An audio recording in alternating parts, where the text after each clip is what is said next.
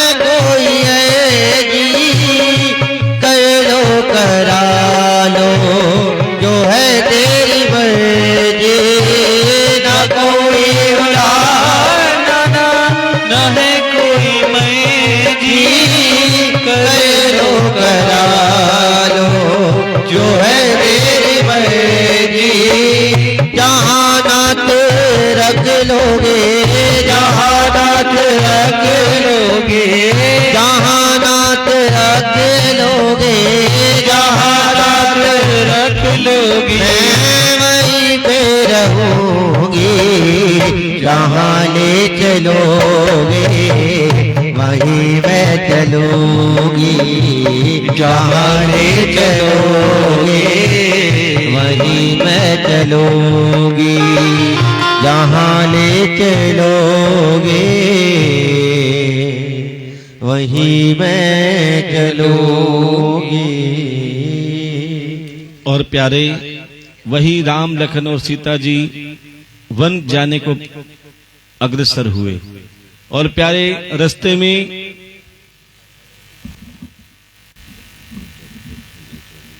बस हो गया 5 मिनट काम है बस। रास्ते में केवट ने अपनी नाव से राम लखन सीता को नदी पार कराया। और प्यारे वहीं जब वन में एक राक्षस ने सीता हरण किया, बड़े ध्यान से सुनना, कौन कौन मानते हैं कि रावण एक राक्षस था? जरा हाथ उठाएंगे। और कौन कौन मानते हैं कि रावण एक विद्वान ब्राह्मण था? क्योंकि रावण राक्षस नहीं था, रावण एक बहुत बड़ा विद्वान था। ऐसे विद्वान ना आज तक हुए हैं और ना कभी। लेकिन फिर भी उनका ये हाल क्यों हुआ? क्योंकि उनके अंदर अभिमान था, उनके अंदर अहंकार था। रावण जैसा विद्वान तो ना आज तक हुआ ना कभी होगा। और सच बताएं, वो राम जी से भी बहुत बड़े थे हर चीज में। कहो तो बता दें, रावण के कितने सर थे और राम जी के? राम जी का मकान किसका था? ईंट पत्थर का। और रावण की पूरी सोने की लंका। श्री राम जी गुरु वशिष्ठ जी के यहाँ पढ़ने के लिए जाया करते थे। और गुरु वशिष्ठ जी के पिता ब्रह्मा जी रावण को घर में पढ़ाने के लिए आया करते थे। तो कौन बड़े हुए? हर चीज में रावण बड़े होने के बाद में भी सर्वनाश क्यों हुआ? क्योंकि अहंकार अभिमान था, मैं थी।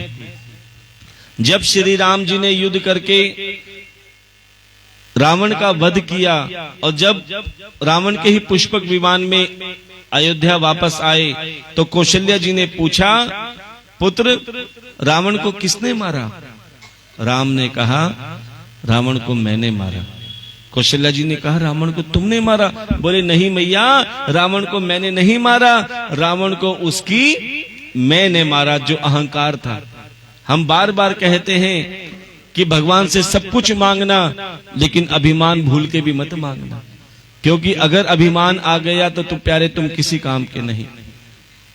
अब प्यारे अब हम चलते हैं हमारे ठाकुर जी के जन्म उत्सव की। जरा बीच में जगह छोड़ दीजिए, थोड़ी थोड़ी और इधर हो जाओ। 250 ग्राम इधर, 250 ग्राम इधर। प्यारे प्राचीन काल में यदुवंशी राजा सूरसेन और उनके पुत्र वसुदेव जी, जिनका विवाह देवकी के साथ हुआ,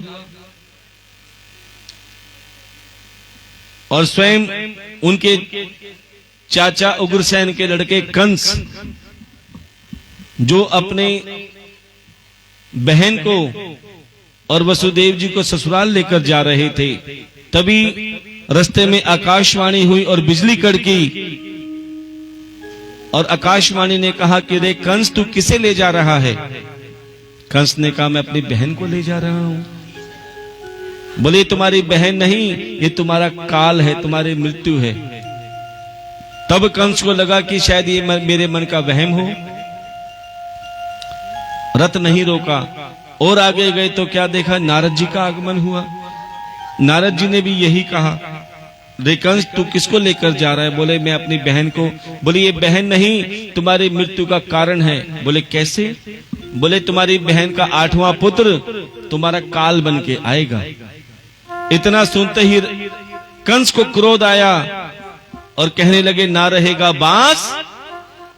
रथ वहीं रोक के देवकी के केश पकड़े और जमीन पे लिटा दिया। वसुदेव जी ने कहा, महाराज आपकी बहन ने आपका क्या बिगाड़ा है?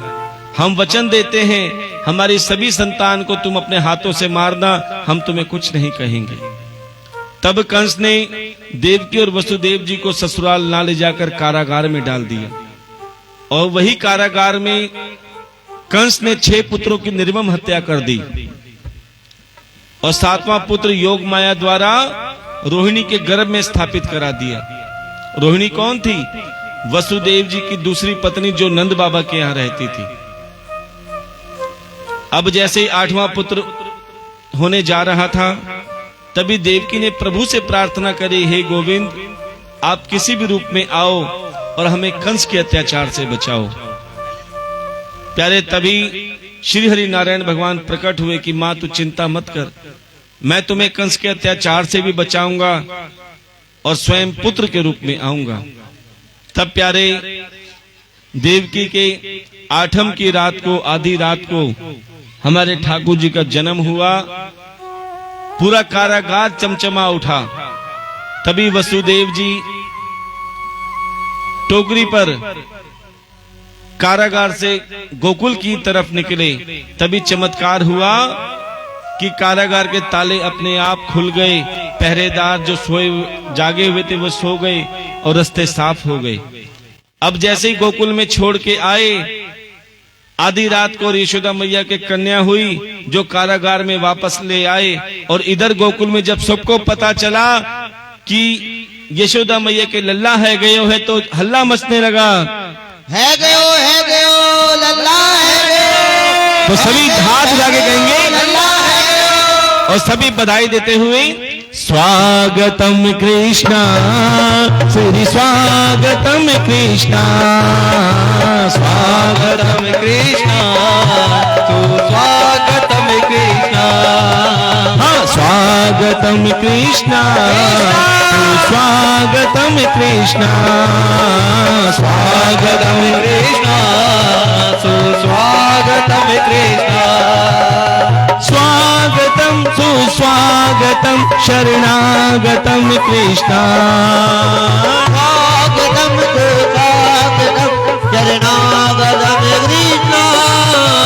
स्वागतम कृष्णा सुस्वागतम कृष्णा, स्वागतम कृष्णा सुस्वागतम सुस्वागतम कृष्णा। कृष्णा। का स्वागत है ठाकुर जी, आपका स्वागत है। कान्हा जी आपका स्वागत है, कान्हा जी आपका स्वागत है। कान्हा जी आपका स्वागत है। कान्हा जी आपका स्वागत है। स्वागत है कान्हा जी आपका स्वागत है। कान्हा जी आपका स्वागत है। देखो, जैसे ही गोकुल में सबको पता चला कि लल्ला है गयो, सब बधाई लेकर पहुंचे। देखो, आज आपके अलीपुर गांव में साक्षात ठाकुर जी का विशाल जन्म उत्सव हुआ है और सभी ने बड़े भाव से लल्ला को बधाई अर्पित करनी है।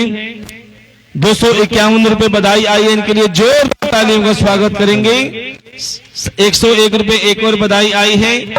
लल्ला की सुन के मैं आई, यशोदा मैया दे दे बधाई। लल्ला की सुन के मैं आई, यशोदा मैया दे दे बधाई। दे दे बधाई मैया दे दे बधाई, दे दे बधाई मैया दे दे बधाई, दे दे बधाई, दे दे बधाई, हाँ दे दे बधाई, दे दे बधाई। हाँ, सबने खुशियाँ मनाई, यशोदा मैया दे दे बधाई। सबने खुशियाँ मनाई, यशोदा मैया दे दे बधाई। पहली बधाई के बाबा की आई, पहली बधाई के बाबा की आई। देखो, ये लल्ला के बाबा जी कहाँ गए? अभी तो आ रहे थे। लल्ला के बाबा कहाँ गए? पहली बधाई के बाबा की आई, पहली बधाई के बाबा की आई, हो बाबा की बाबा की आई, हाँ बाबा की आई, बाबा की आई। हाँ, बाबा ने खुशियाँ मनाई, यशोदा मैया दे दे बधाई। लल्ला की सोने के मैं आई, यशोदा मैया दे दे बधाई। राजपाल सिंह जी उनके परिवार वाले आगे आएंगे। ये देखो, ये हमारे लल्ला के, हाँ हमारे लल्ला के बाबा हैं और हमारी मैया भी आ जाएंगी, क्योंकि जो पुत्र को मानते हैं ठाकुर जी को, सब मैया हैं। पहली बधाई के मैया की आई, पहली बधाई की मैया की आई, हो मैया की आई, मैया की आई, हो मैया की आई, मैया की आई। हाँ, मैया ने खुशियाँ मनाई, यशोदा मैया दे दे बधाई। लल्ला की सुन के मैं आई, यशोदा मैया दे दो बधाई।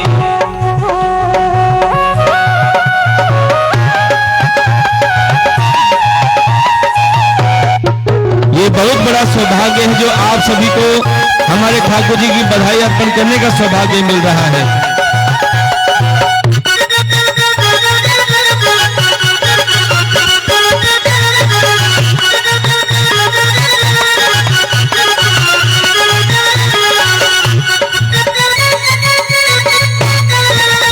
अगली बधाई या की मैया की आई, अगली बधाई की मैया की आई।